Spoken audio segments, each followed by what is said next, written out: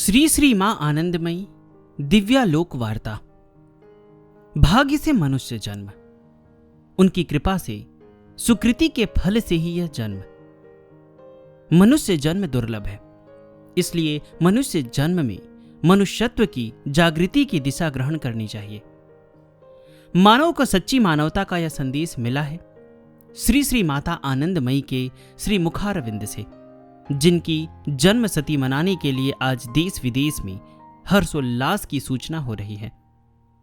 भारत की धरती पर प्रेम, करुणा और ज्ञान का चिन्मय बीज अनादिकाल से बोया हुआ ही है।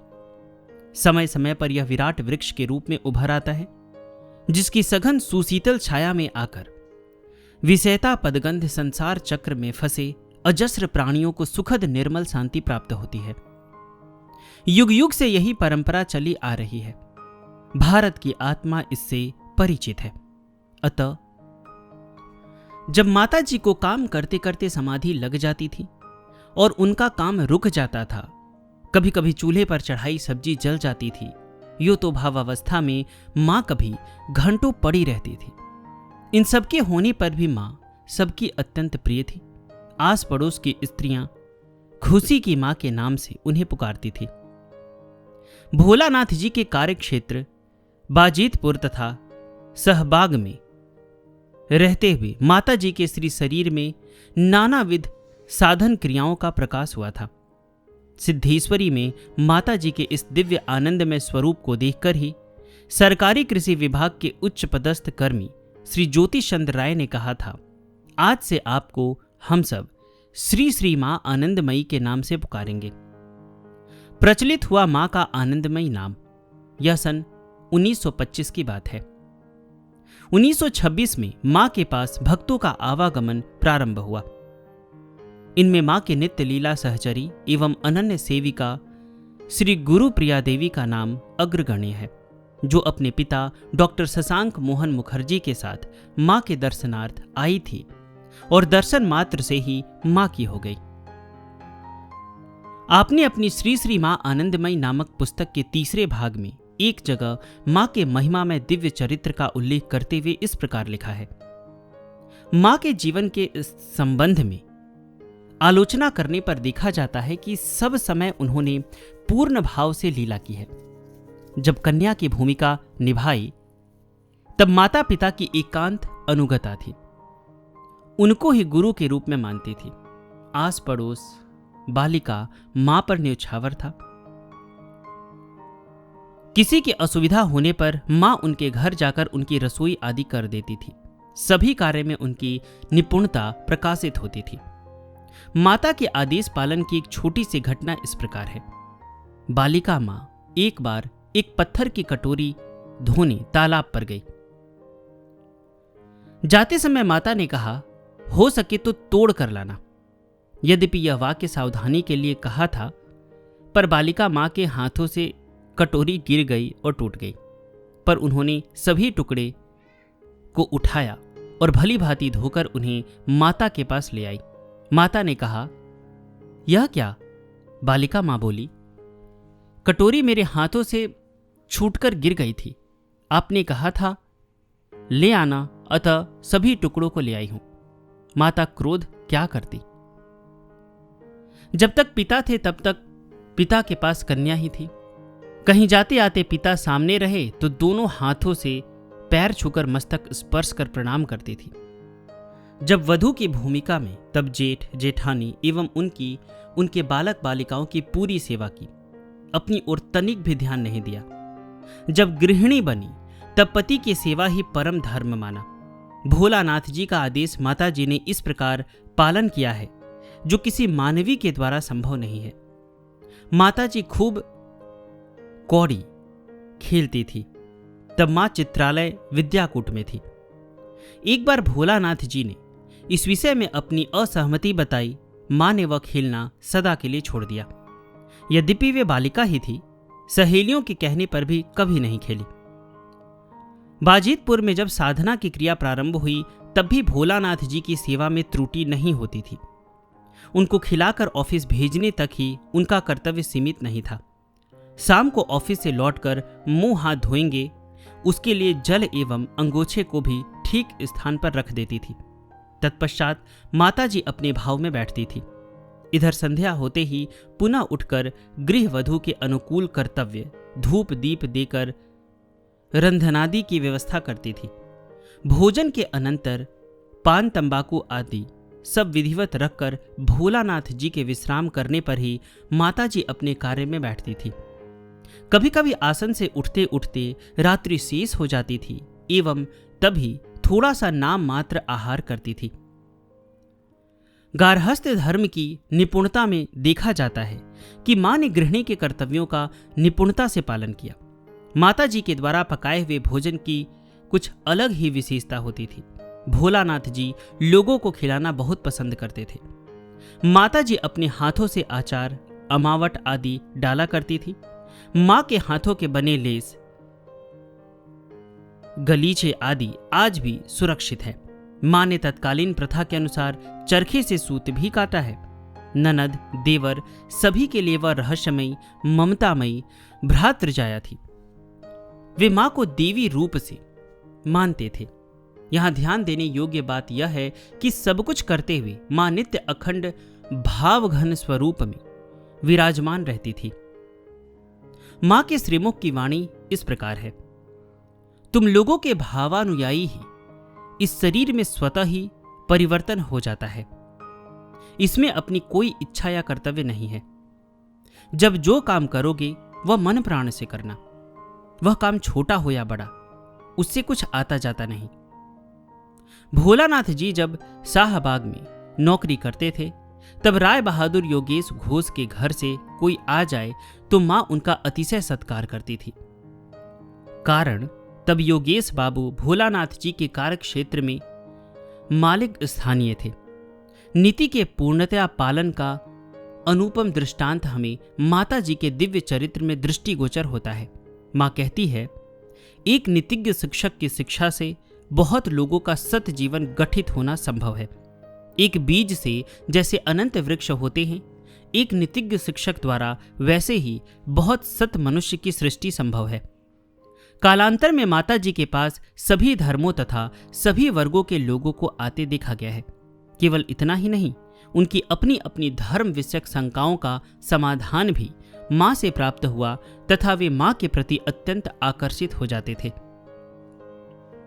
पंडित गोपीनाथ कविराज जी कहते थे, श्री श्री मां के पास जब किसी भी संप्रदाय या धर्म विशेष के व्यक्ति आते हैं तब माता जी पूर्णतया उन्हीं की दृष्टि से उनसे बातचीत करती है। अतः सभी को माता जी की बातों में अपना समाधान प्राप्त हो जाता है। सभी यह समझते हैं कि माता जी उन्हीं के संप्रदाय की पृष्ठपोषक है। उक्त बातों से स्पष्ट होता है कि किसी धर्म विशेष की नहीं, साधना के मार्ग में होने वाली सभी क्रियाओं का प्रकाश मां के श्री शरीर में हुआ था। अतः ढाका की नवाबजादी प्यारी बानो माता जी से धर्म विषयक आलोचना कर तथा उनके श्रीमुख से कुरान के शब्दों का उच्चारण सुन अत्यंत हर्षित हुई थी। सैयद हाफिज मक्का में फकीर का आदेश प्राप्त करते हैं, तुमको मार्ग दिखाने वाली माताजी भारत में मिलेंगी। माताजी का दर्शन कर वे अभिभूत हो जाते। बौद्ध भिक्षु श्री लॉब्संग रिदगल कहते हैं, मैं धर्मशाला में गया। दलाई लामा के दर्शन कर मुझे यह लगा कि ये ही मेरे पथ प्रदर्शक हैं। जो यह कहेंगे वही मैं करूंगा। मैंने उनको माता जी की बात बताई। वे भी माता जी को जानते थे, पर मैंने माता जी में और उनमें कोई फर्क नहीं पाया। बेल्जियम का राज परिवार आया मां के दर्शनों के लिए। एकांत वार्ता के उपरांत जाते समय किसी कौतूहली ने प्रश्न किया, आप तो भाषा वगैरह नहीं समझते, आपको मां कैसी लगी? उत्तर था, हमने तो ईशा की ज्योति देखी मां के महिमा में मुखारविंद पर। कैनेडियन प्रधानमंत्री श्री ट्रूडो को भी मां के चरणों में बैठा देखते हैं। भारत से लौटने वाले किसी विदेशी से भारत आने वाले किसी विदेशी आगंतुक ने पूछा, किसको देखने से भारत को देखना हो जाएगा? भारत प्रवासी ने कहा, मां आनंदमयी को। आगंतुक भारत आया, डिवाइन लाइफ सोसाइटी शिवानंद आश्रम ऋषिकेश गया। मां आनंदमयी कौन है पता किया। श्री शिवानंद जी ने कहा, भारत की धरती का सबसे विकसित फूल। बंगाल के सिद्ध साधक राम ठाकुर महोदय ने मां के प्रति साक्षात देवी भाव रखने का निर्देश दिया था। देवघर के महान तपस्वी श्री बालानंद ब्रह्मचारी जी ने मां को देखकर कहा था, मां अपनी गठरी खोलो। मां का सहज सरल उत्तर था, पिताजी गठरी तो खुली हुई है। विश्व प्रसिद्ध स्वामी योगानंद परमहंस जी की मां के प्रति श्रद्धा की भावना उनकी आत्मकथा एक योगी की यानी योगी कथामृत नामक पुस्तक में मिलती है। महान योगी श्री विशुद्धानंद परमहंस देव के सानिध्य में एक छोटी बच्ची के रूप में मां को देखते हैं वाराणसी में। सन 1932 में माताजी पहली बार दीर्घ समय के लिए बंगाल से बाहर आई। साथ में बाबा भोलानाथ एवं भाई जी श्री ज्योतिष चंद्र राय भी थे। माताजी का पहला पदार्पण नागाधिराज की उपत्यका देहरादून में हुआ। देहरादून से अनति दूर रायपुर नामक गांव में जीर्ण शिवालय से संलग्न टूटी फूटी कुटिया में माताजी रहने लगी। इसी समय माताजी मसूरी, उत्तरकाशी आदि पावर्त अंचलों में पैदल गई थी। माताजी के सहज मधुर दिव्याकर्षण ने यहां भी प्रभाव डाला। भोले भाले पर्वत निवासी तो आकृष्ट हुए ही, साथ ही धनाढ्य उच्च शिक्षित वर्ग भी आकर्षित हुआ। यद्यपि भाषा पृथक थी, पर विशाल विराट के लिए देश काल भाषा बाधक कब हुई है? उसकी विराट छत्र छाया में सब एक है। उस एक का ही मधुर गुंजन सबने सुना माता जी की अमृत वाणी में। एकाग्रता और सरल विश्वास ही उनको पाने का उपाय है। जो दो लेकर है उसे ही दुनिया कहा जाता है। तुम लोग इस दो को लेकर रहने का भाव छोड़ दो, एक भाव लेकर रहने की कोशिश करो, तभी शांति आएगी। एक मंत्र, एक में ही सत्य, शांति तथा आनंद। संसार का अर्थ है शम, अर्थात दिखावा ही, जिसका सार है वही संसार है। जब तक तुम सम बनकर रहोगे तब तक शांति कैसे आ सकती है? तुम यथार्थ में जो हो वह न होने तक शांति कहां? अतः कहती हूं, अपने को पहचानने की कोशिश करो। तुम्हारा घर कहां है? पूछने पर किसी ने अपने सांसारिक घर का निर्देश दिया। मां कहती है, वह तो सांस का मकान है। जितने दिन सांस है उस मकान में रहने देंगे, उसके बाद अपने घर की कुछ खबर करते हो? जब लक्ष्य स्थिर होगा तब देखोगे एक छोड़कर दो नहीं, पेड़ की ही छाया और कुछ नहीं। नाम संकीर्तन के महत्व के संबंध में मां कहती है, जो कीर्तन करता है उसका चित्त शुद्ध होता है। जहां कीर्तन होता है वह स्थान पवित्र होता है। जो कीर्तन सुनता है वह भी पवित्र होता है। माता जी ने महिलाओं को भी नाम संकीर्तन के लिए उत्साहित किया। उन्होंने कहा, देखो लड़कियों को छोड़कर नहीं जाना, तब तुम लोगों के काम में भी बाधा आएगी। उनको भी इस काम में सहयोग देने की शिक्षा दो, तुम्हें भी बल मिलेगा। सन 1936 अगस्त के महीने में माताजी अपने ख्याल से अज्ञात पथ की यात्रा पर जाती है। मां के साथ विराज मोहिनी दीदी नामक एक बंगीय विधवा मात्र थी। सामान की दृष्टि से एक वस्त्र, एक लोटा एवं एक कंबल, यही उनका संबल था। 3 महीने के इस परिभ्रमण में मां उत्तर भारत में कहां कहां नहीं गई। लाहौर, अमृतसर तक मां का पदार्पण हुआ। लौकिक दृष्टि से हम देखें तो एक पूर्व बंगाल की ग्रामीण वधू के लिए उत्तर भारत की भाषा एवं लौकिक आचार बाधक हो सकते थे, परंतु मां आनंदमयी के दिव्याकर्षण ने तो भाषा, काल, व्यवहार सभी को दुत्कार दिया और मां के साथ विविध भाषा भाषी आबल, वृद्ध, वनिता, युवक, पुरुष, यति, ज्ञानी, गुणी सभी की मंडली जुट गई। गुरु प्रिया दीदी इस परिभ्रमण में मां के साथ नहीं थी, अतः मां के साथ किसी अपरिचित क्षेत्र में जाने पर जब वह देखती थी कि कोई ना कोई मां का परिचित मिल जाता था, तो उनकी जिज्ञासा थी, मां इनके साथ आपका परिचय कब हुआ? मां का उत्तर था, अपरिचित ही कब कौन था। सन 1937 में माताजी, बाबा भोलानाथ, भक्त प्रवर भाई जी यानी श्री ज्योतिष चंद्र राय जी, स्वामी अखंडानंद जी सरस्वती, जो गुरुप्रिया दीदी के पिता थे, गुरु प्रिया दीदी एवं कतिपय भक्तों सहित कैलाश मानसरोवर की यात्रा पर गई थी। इस पावर्त्य अंचल में भी मार्ग में आते जाते मां के अद्भुत आकर्षण ने प्रभाव डाला। फल की टोकरी लेकर बैठने वाली क्लांत परिश्रांत वृद्धा से चपल बालिका की भांति मधुरालाप करती हुई मां जब आगे बढ़ जाती है, अपरिचित वृद्धा अपने अनजान में ही आंसू पोंछती हुई दिखाई पड़ती है। कैलाश से लौटने के उपरांत 17 दिसंबर श्रावण शुक्ला द्वादशी को अल्मोड़ा में पूज्य भाई जी का देहावसान हो जाता है। सन 1938 में 6 मई को देहरादून किशनपुर आश्रम में बाबा भोलानाथ जी ब्रह्मलीन होते हैं। इसी वर्ष दिसंबर में मां के 71 वर्षीय वृद्ध पिता श्री विपिन बिहारी भट्टाचार्य का कलकत्ता में देहावसान होता है। सन 1939 में चैत्र संक्रांति के अवसर पर मां के ही ख्याल से माता मोक्षदा सुंदरी देवी ने कनखल के महात्मा स्वामी मंगलानंद गिरी से संन्यास दीक्षा ली। नाम हुआ मुक्तानंद गिरी।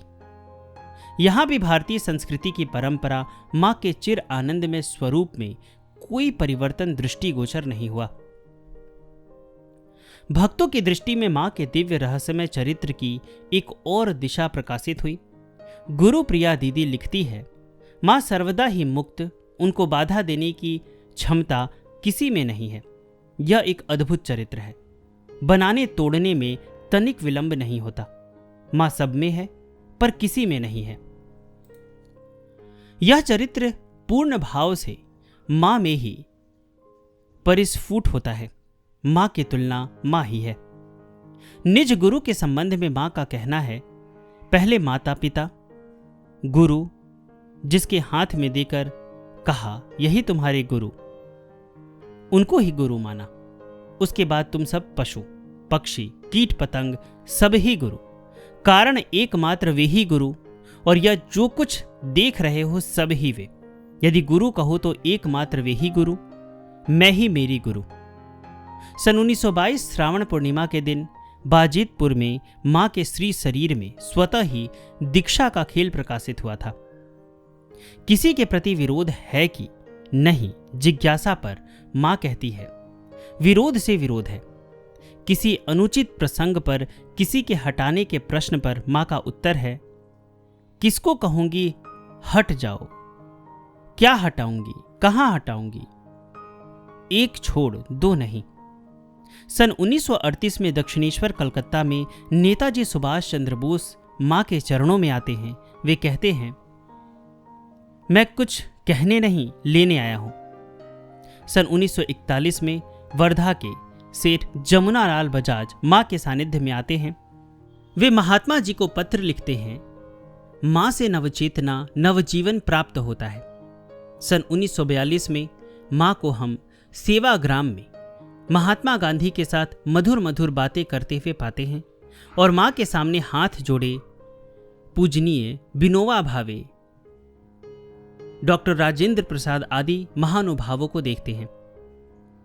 कस्तूरबा का सश्रद्ध प्रणाम मां के चरणों में अर्पित होता है। वहीं पर तारापीठ में एक मछुआ मछवी के घर पपीते के पत्ते पर बैठकर रसालाप करते तथा गढ़मुक्तेश्वर में एक कुम्हार के घर चाक के सामने बैठकर कहते हुए सुनते हैं कि मिट्टी को खूब कष्ट हो रहा है, परंतु फिर भी उसको घुमाकर तैयार करना ही पड़ेगा। तैयार होने में ऐसा ही कष्ट करना पड़ता है। बाघाट नरेश दुर्गा सिंह जी की तथा अन्य राजन्य वर्ग की राजकीय आतिथ्यता में जहां मां को देखते हैं, वहीं पर बाजरे की रोटी व गुड़ भिक्षा में लेते तथा पहाड़ी महिला द्वारा अति आदर से लाई हुई रोटी सब्जी का भी स्वाद लेते हुए देखते हैं। मैनपुरी के पुंडरी ग्राम में जहां मां के स्वागत के लिए जमींदार नवरतन जी की 4 मोटरें तैयार है, वहीं मां पैदल कीमिनी गांव में भिक्षा प्राप्त चावल दूध से भोग ग्रहण कर रही है। सर्वत्र परिभ्रमण के प्रसंग में मां का कहना है, मैं इस विराट बगीचे में घूम घूम कर खबर लेती हूं, कौन पेड़ कैसा है, कौन सा ऐसा वर्ग है देश या विदेश का जो मां के उन्मुक्त दरबार में न आया हो। विश्व के प्रख्यात दार्शनिक पंडित गोपीनाथ कविराज जी तथा सर्वपल्ली डॉक्टर राधा कृष्णन की ज्ञान गर्भित बातें जहां सुनते हैं, वहीं जगत प्रसिद्ध गायिका MS शुभलक्ष्मी का गायन सुनाई पड़ता है। नाट्य सम्राट उदय शंकर, गायक अलाउद्दीन खान, सरोद वादक अली अकबर खान, सितार वादक श्री रविशंकर तथा सहनाई के मधुर तान छेड़ते हुए सहनाई सम्राट बिस्मिल्लाह खां को भी मां के दरबार में उपस्थित पाते हैं, उसी एक लक्ष्य प्राप्ति की आकांक्षा को हृदय में संजोए हुए। उत्तर भारत के संत समाज में तो मां का नित्य प्रवेश था। मां को संत समाज से परिचय कराने का श्रेय झूसी के प्रसिद्ध संत श्री प्रभुदत्त ब्रह्मचारी जी को है। उत्तराखंड के प्रसिद्ध महात्मा श्री त्रिवेणी पुरी जी महाराज, तपोभूमि उत्तरकाशी के सिद्ध तपस्वी श्री देवी गिरी जी महाराज, गंगोत्री के श्री कृष्णाश्रम जी महाराज तथा काशी के महान तितिक्षु श्री शंकर भारती जी एवं वृंदावन के प्रेमी महात्मा श्री उड़िया बाबा जी महाराज माता जी से अत्यंत स्नेह रखते थे। वृद्ध तपस्वी जनों का श्रद्धा मिश्रित स्नेह एवं मां का भोली भाली बालिका सदृश सहज सरल भाव एक अलौकिक दिव्य आनंदमय परिवेश का सृजन करता था। इनके अतिरिक्त वृंदावन के महान संत श्री हरि बाबा जी महाराज, श्री शरणानंद जी महाराज, श्री कृष्णानंद अवधूत जी, कैलाश्रम के श्री चेतन गिरी जी महाराज, सूखताल के दंडी स्वामी श्री विष्णु आश्रम जी महाराज, बंबई के कीर्तन रसिक श्री कृष्णानंद जी, संन्यास आश्रम के श्री महेश्वरानंद जी महाराज, कनखल के श्री पूर्णानंद जी महाराज, विख्यात भागवत रसिक श्री अखंडानंद सरस्वती जी महाराज का तो माता जी से अविच्छिन्न संबंध बना रहा। श्री मां के सानिध्य में कई विराट कार्य हुए हैं, जिनका आध्यात्मिक एवं सामाजिक उभय दृष्टि से विशेष महत्व है।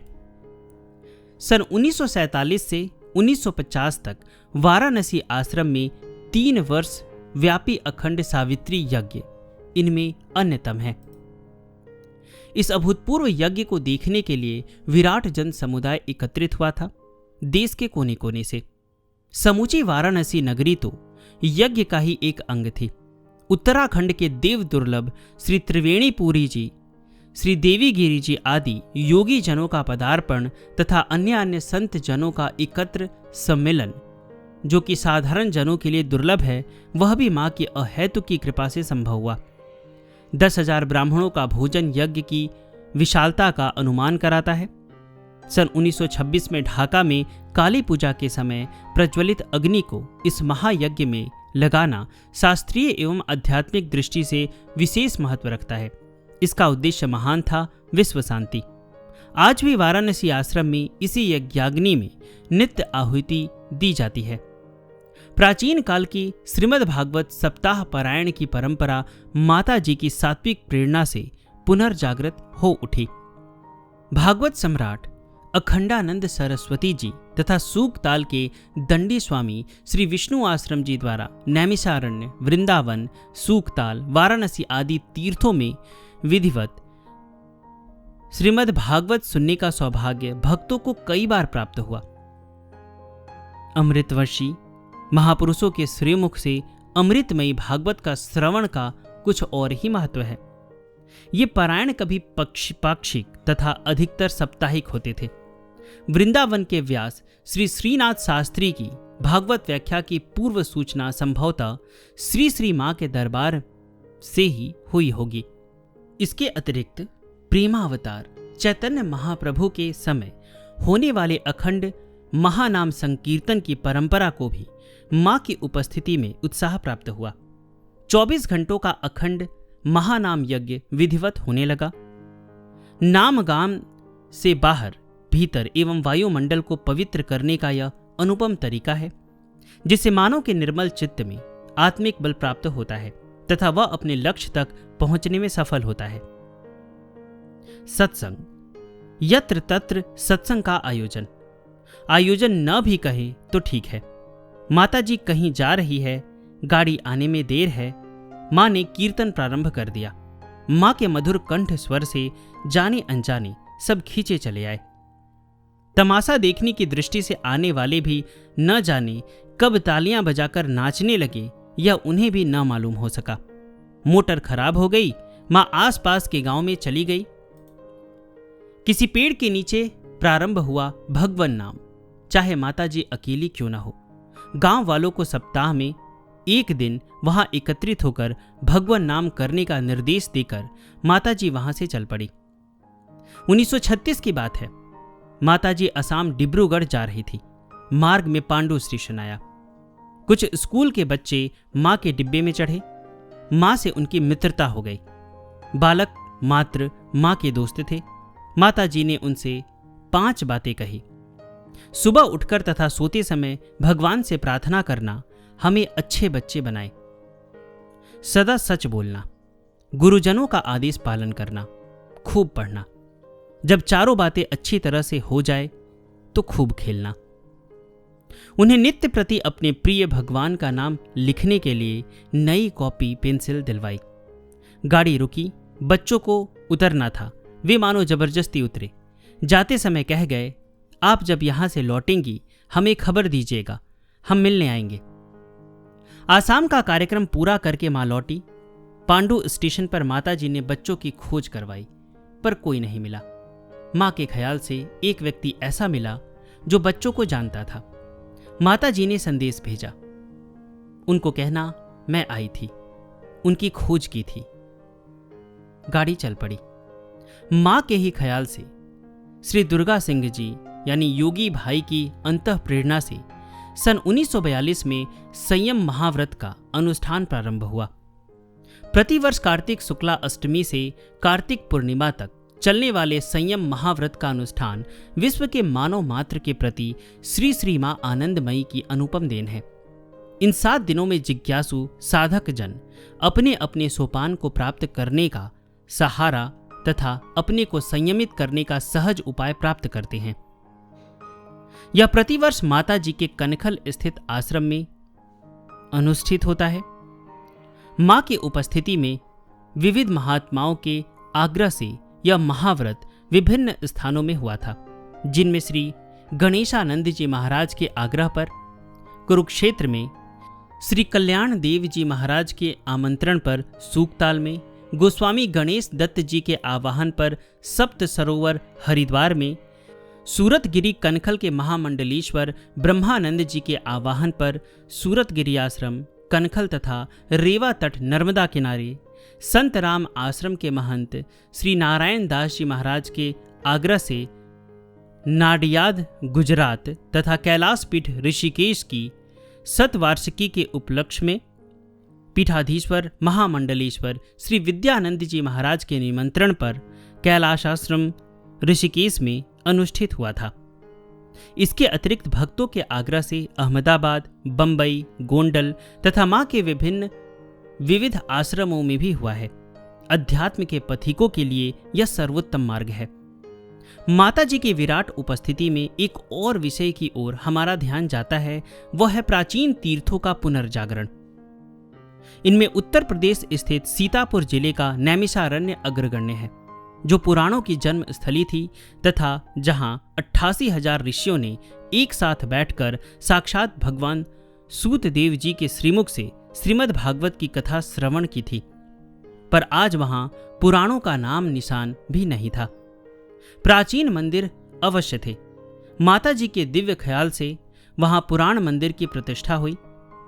न केवल मंदिर प्रतिष्ठा अपितु पुराण पुरुष की दिव्य प्रतिमा तथा 18 पुराणों की स्थापना हुई। प्राचीन तीर्थ कनखल भी माता जी के पदार्पण से पुनर्जागृत हो उठा। यद्यपि प्राचीन मंदिर तो वहां थे ही, आज वहां पर श्री श्री आनंदमयी संघ का मुख्यालय है। केवल यही नहीं, माता जी की गर्भधारिणी माता मोक्षदा सुंदरी देवी जी का परवर्ती काल में निर्वाणी अखाड़े के उच्च कोटि के महात्मा श्री मंगल गिरी जी महाराज से संन्यास दीक्षा प्राप्त कर श्री मुक्तानंद गिरी जी के नाम से प्रसिद्ध हुई थी तथा सौभाग्यवान मात्र भक्तों के लिए यथार्थ रूप में गुरु थी। उनका समाधि मंदिर विद्यमान है। सन 1981 में माता जी की उपस्थिति में अतिरुद्र महायज्ञ यहाँ संपन्न हुआ था एवं इस यज्ञ हेतु विधिवत विनिर्मित एक विशाल प्रस्तर निर्मित यज्ञ मंडप यहाँ शोभायमान है, जो कि दक्ष प्रजापति के समय हुए यज्ञ की याद दिलाता है। पास ही दक्षिणेश्वर महादेव का विशाल मंदिर है। भक्तों के लिए अथवा यो कहे विश्व के लिए मां आनंदमयी यहाँ सदा सदा के लिए विराजमान हो गई। आज वहां पर संगमरमर निर्मित विशाल मंदिर सुशोभित है, जिसका 87 फीट ऊंचा गगनचुंबी शिखर दूर दिगंत के चराचर के प्राणियों को अपनी ओर आकर्षित करता है। आज यहां सैकड़ों की संख्या में दर्शनार्थी प्रतिदिन दर्शन करने आते हैं। विंध्याचल, श्री वृंदावन धाम, वाराणसी, उत्तरकाशी, जगन्नाथपुरी, तारापीठ, केदारनाथ, नैमिषारण्य आदि तीर्थ स्थलों के अलावा देहरादून, अल्मोड़ा, नई दिल्ली, पूना, राजगीर, भीमपुरा, कलकत्ता, जमशेदपुर, भोपाल, बेंगलोर आदि विभिन्न स्थानों में मां आनंदमयी आश्रम विद्यमान है। बांग्लादेश ढाका में सिद्धेश्वरी तथा मां के जन्म स्थान खेवड़ा में भी मां के आश्रम है। सुंदर जीवन का निर्माण किस प्रकार हो, इस प्रश्न के उत्तर में माता जी ने कहा था, एक बार यह शरीर मसूरी में था। वहां एक दिन तीसरे पहर टहलते वक्त देखा गया कि एक मैदान में अनेक छोटे छोटे बच्चे खेल रहे हैं। अचानक एक घंटी बजते ही जो जिस हालत में था उसी तरह दौड़कर भीतर चला गया। वह स्थान जनशून्य हो गया। यही है नीति की दिशा। ठीक इसी प्रकार मनुष्य के जीवन में ब्रह्मचर्य आश्रम का जब तक ठीक ढंग से पालन नहीं होता, तब तक नीति और विधि की दिशा का निर्माण नहीं हो पाता।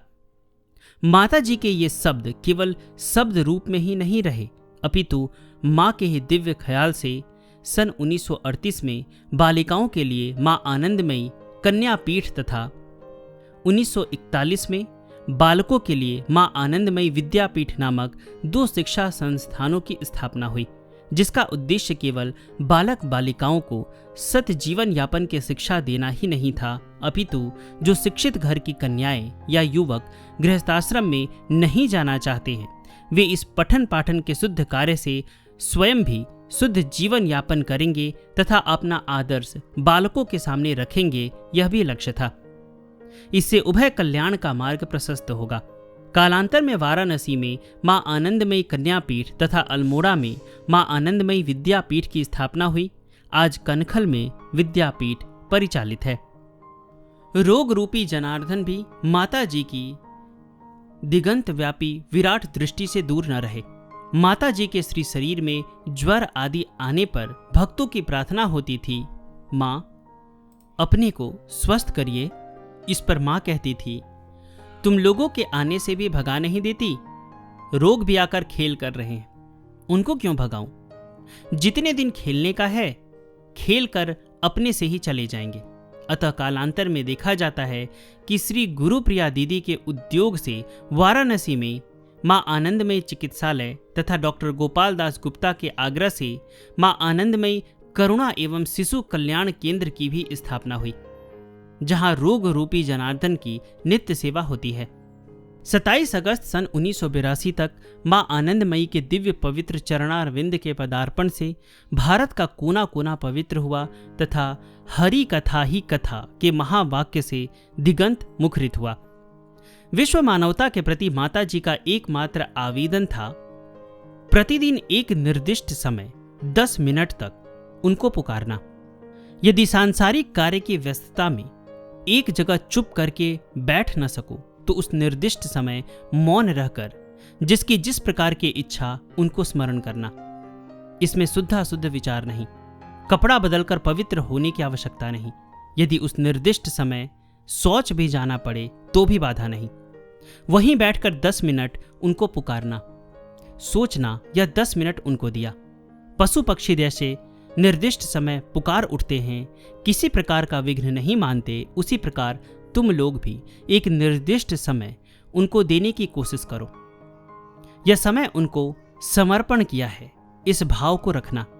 साथ में एक और वाक्य, कौन किसका दर्शन करता है, अपने ही अपने का दर्शन करने आए हैं, एक का महामंत्र। आज वह समय है जब एकता का नाम निशान नहीं है। मानवता लुप्त प्राय हो गई है। आज इंसान ढूंढा जाता है, मानव मन भ्रमित है। तो आइए मां आनंदमयी की शुभ जन्म शती के मंगलमय क्षण में हम सब इस प्रेम, करुणा, ज्ञान के दिव्य जीवनालोक तले एकत्रित होकर अपने को पाना, अपने को जानना के महावाक्य का निरंतर श्रवण, मनन एवं निधिध्यासन करते हुए अपने असली लक्ष्य पर पहुंचने के मार्ग को प्रशस्त करें। यही होगा विश्व कल्याण का सबसे मंगलमय कार्य। हमारा पाथेय होगा यह महामंत्र।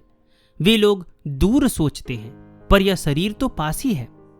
छोड़ने का उपाय कहां? जो जैसा कहो मैं वही। मुझे कीड़ा कहो तो मैं वही। अन्याय कुछ कहो मैं वही। तुम लोगों का दोस्त कहो मैं वही। तुम लोगों की बच्ची कहो मैं वही। संत वाणी सुमन। सत्य स्वरूप, सुख स्वरूप, आनंद स्वरूप एकमात्र भगवान। मानव जीवन का एकमात्र उद्देश्य भगवान का लाभ। जो त्याग हो जाता है उसी को त्याग करने की बात उठती है। जो नित्य सत्य वही ग्राह्य। मन को उनके चरणों से अलग मत रखो। इससे हर प्रकार के प्रलोभन से बच सकोगे। मनुष्य का कर्तव्य है मनुष्यत्व का जागरण, पशु भाव का त्याग, श्री ग्रहण, प्रेय का त्याग। तत् ध्यान, तत् चिंतन में मन को सर्वदा रखने का प्रयत्न करो। सत्य कथा, संयम व्रत, सद ग्रंथादि के पाठ, सत्संग में 24 घंटे अपने को फंसाए रखना। प्रत्येक के जीवन में संयम आवश्यक है। सबसे पहले शरीर के प्रति यथासाध्य शासन दृष्टि से संयम का अभ्यास करना चाहिए। उन्हें पुकारना, उन पर निर्भर रहना। जहां भी रहो उनकी गोद में। जगत में सुख पाना चाहते हो तो उनको पाने की इच्छा करो। मेरा है समझते हुए सभी को पकड़े हुए हो। यह सब दुख पाने की चेष्टा है। उन्हीं का सब कुछ है, समझकर उन्हें बुलाना। उन्हीं का है इसलिए उन्हें बुलाना। यही बड़ी पुकार है। कर्तव्य पालन करते जाओ। धीर वीर होकर वे ही सब करा रहे हैं, इसे याद रखो। वे जो कुछ कराएंगे वही ठीक है। उनके हाथ में यंत्रवत अपने को रखने की चेष्टा करो, चिंता मत करो। जिसका मन सावधान व आत्म चिंतारत है उसे मनुष्य कहते हैं। मनुष्य न होने पर अति मानव नहीं हुआ जाता। समाज और नीति के अनुशासन पर चलते चलते मनुष्य को मनुष्यत्व लाभ होता है। उसके बाद पारमार्थिक भाव आदि आकर जब मनुष्य को भावित करते हैं तब वह मोह की सीमा लांघकर अति मानव होता है। शुद्ध पवित्र फूल ही भगवान के चरणों पर चढ़ता है। अपने को भगवान के चरणों में अंजलि देने के लिए सर्वदा शुद्ध पवित्र भाव को बनाए रखो। जो आत्मा है, प्राणों के प्राण, उनकी बातें, उनका गुण, वर्ण, न उनका रूप, सभी में देखने की चेष्टा करो। अकेले अकेले कहां, बंधु क्या, बंधु को छोड़कर है। शांतिमय पर निर्भर रहो, तभी शांति की आशा। अभय की शरण लेना, पूरा संसार ही भय है। अभय के आश्रम में रहोगे तो भय नहीं लगेगा। दर्शन माने ग्रहण, देना माने लेना। सब समय स से रहना स्मरण और शरण, इससे मरण की भी मृत्यु हो जाती है। जितना अधिक भगवान का चिंतन किया जाए उतना ही लाभ। संसार जहां अभाव वहां मन को उनके चरणों में इच्छा से अनिच्छा से लगाए रहने पर शांति मिलने की आशा है। किसी से यदि कोई चीज लेनी हो तो जितनी आवश्यकता हो उतनी ही लेना एवं दूसरे को देते समय जितना पाकर वह संतुष्ट हो जाए यथाशक्ति उतना ही देना। संकुचित चित्त को बृहत करके स्वार्थ और परार्थ का अभेद ज्ञान उत्पन्न करने के उद्देश्य से परोपकार, दान, दया इत्यादि द्वारा यथासाध्य सेवा करना। जब तक अपनी भोग वृद्धि व अभाव का बोझ है तब तक दूसरों के अभाव को देखना चाहिए। ऐसा न होने से मनुष्यत्व लाभ नहीं होता। धर्म ही धर्म का पुरस्कार है। धर्म से चलने से शास्त्र के अनुसार धर्म रक्षा करता है। धर्म धर्म की रक्षा करता है। धर्म से चलना तो कष्ट रूपी भगवान नहीं आएंगे। धर्म नीति से रक्षा होती है, कष्ट नहीं आता।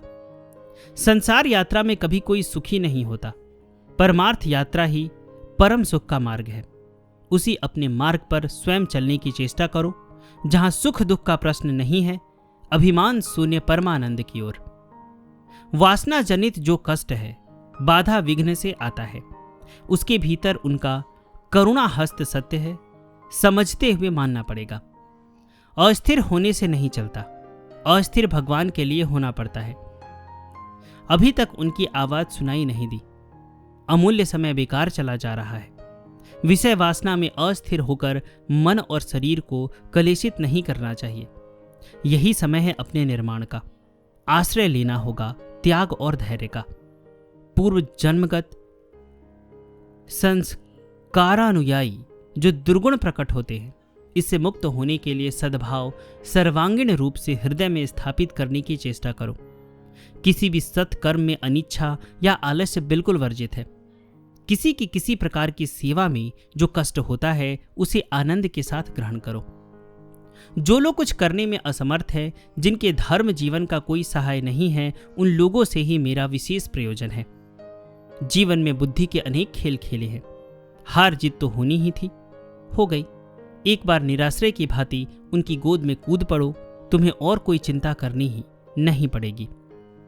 मनुष्य अभाव रूप में प्रकाशित अभाव की चिंता ही करते हैं, अभाव को ही प्राप्त होते हैं। इसलिए स्वभाव की चिंता ही कर्तव्य है, नहीं तो अभाव अक्रिया अगति दुर्गति मृत्यु अपने में आप ही। स्वभाव में, स्वरूप में, स्वस्थिति में अवस्थान करने की क्षमता मनुष्य में ही है। अज्ञान का जैसा पर्दा है, ज्ञान का दरवाजा भी वैसा ही है। ज्ञान के दरवाजे से ही लोग स्वभाव में लौट जाते हैं, स्थिति लाभ करते हैं। भगवान के राज का खेल कितना सुंदर है। आत्मा एक, आत्मा ही तो, फिर भी तुम, मेरा तेरा, यह सब है। यदि मेरा तेरा कहना हो तो भगवान का नित्य दास बनो। सत्य स्वरूप भगवान तुम्हारे ही बीच है ना। इसलिए निजी चिंतन, निजी ध्यान छोड़ना नहीं। निजी वस्तु अपने को पाने के लिए आनंद आनंद ही, निरानंद और कहां। वही है केवल मात्र। हर समय तुम पास ही हो। दुर्बुद्धि दूर करनी होगी। तुम भीतर बाहर नस नस में, चारों ओर विश्व में, विश्वातीत में हो। अपने को पाने की दिशा एकमात्र दिशा, और सब वृथा एवं व्यथा। ऋषि पंथ से गृहस्थाश्रम की यात्रा में चलने का व्रत लेना। स्वयं भगवान का अनंत रूप घर घर में है। आने से ही जाना पड़ता है, 2 दिन आगे और पीछे। जिनकी सृष्टि स्थिति जिसमें लय, उनकी शरण बिना ज्वाला निवारण का रास्ता कहां। अंतर संन्यास ही तो संन्यास। सन्यासी होना बड़े भाग्य की बात है। सर्वत्याग, संन्यास सर्वनाश नाश भाव ही भी होगा। संन्यास लेना और संन्यास होना एक बात नहीं है। महाशून्य ही एकमात्र उनका रूप है। भगवान को पाना अपने को जानना है, अपने को जानना भगवान को पाना है। दुश्चिंता क्यों होती है जानते हो? भगवान को दूर देखने से ही दुश्चिंता होती है। सर्वदा याद रखना, भगवत कर्म साधन के लिए ही यह शरीर है। इसलिए देह प्राण मन देकर उनको पकड़कर रखने की केवल सर्वक्षण चेष्टा करना। मनुष्य का ही तो कर्तव्य है अपने को जानना, पाने की चेष्टा करना। मनुष्य का भगवत प्राप्ति एवं सत्यानुसंधान कर्तव्य है। किसी को भी कुछ छोड़ना नहीं पड़ता। कर्म की पूर्णाहुति के साथ साथ त्याग अपने से ही हो जाता है। भगवान के आश्रय में ही दुख दूर होता है। मनुष्य की कर्म फल में जो कष्ट भोग है वह भगवान की ही कृपा है।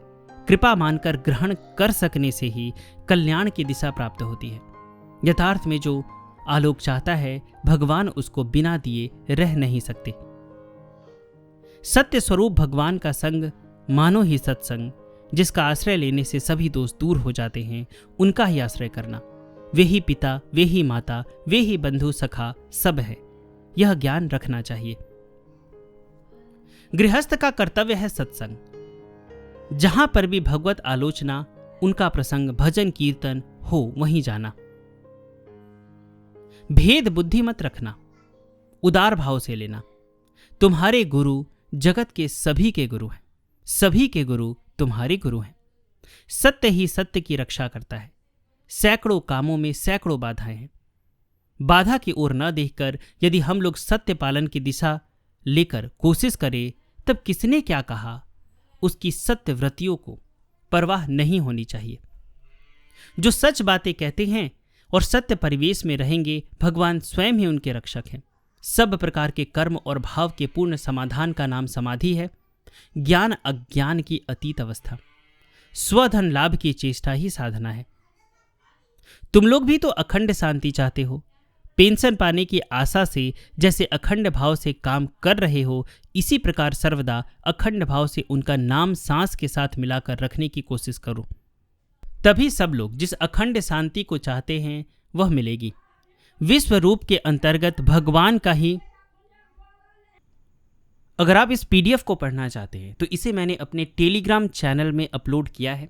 अगर आप टेलीग्राम पर जाकर अमसू ज्ञान सर्च करेंगे तो आपको हमारा चैनल मिल जाएगा। मैंने डिस्क्रिप्शन में भी लिंक दिया है, आप डायरेक्ट लिंक पर क्लिक करके हमारे टेलीग्राम चैनल से जुड़ सकते हैं।